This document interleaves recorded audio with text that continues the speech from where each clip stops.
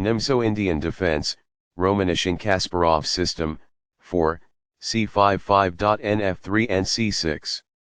Balanced, neither player ever had an advantage. That game was pretty competitive. Both players had an amazing opening. That was an incredible middle game by both players. Opening with the queen's pawn controls the center and usually leads to a more positional development of the pieces. The Indian game begins by controlling the important e4 square with the knight, rather than a pawn. c4 builds a strong center by controlling the important d5 square and creates a square for the knight to come to c3 without blocking the c-pawn.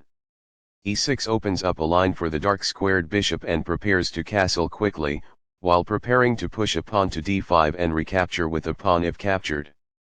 And c3 develops the knight to fight for the e4 square and to control d5. In the Nimzo-Indian defense, bb4 pins the knight on c3, preventing it from moving or protecting e4, and threatens to trade, disrupting white's pawns after bx-c3. nf3 develops the knight, defends the d4 pawn and controls the e5 square.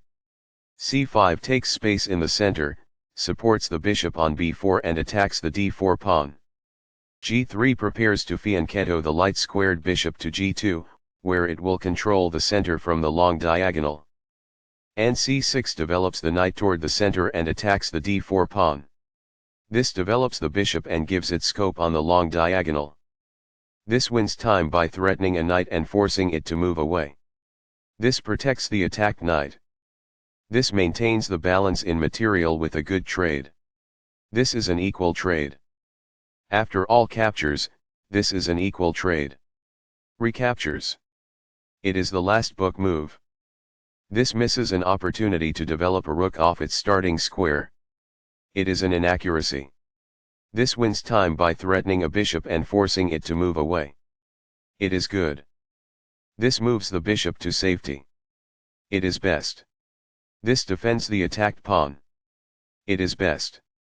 Castling gets the king to a safer square, out of the center of the board, while also developing a rook. Castling kingside tends to be safer because the king is further from the center. It is good. This overlooks a better way to develop a rook off its starting square. It is an inaccuracy. That's fine. It is good. This is not the right idea. It is an inaccuracy. This develops a queen off its starting square, getting it into the action. It is good. This activates a rook by developing it off of its starting square. It is excellent.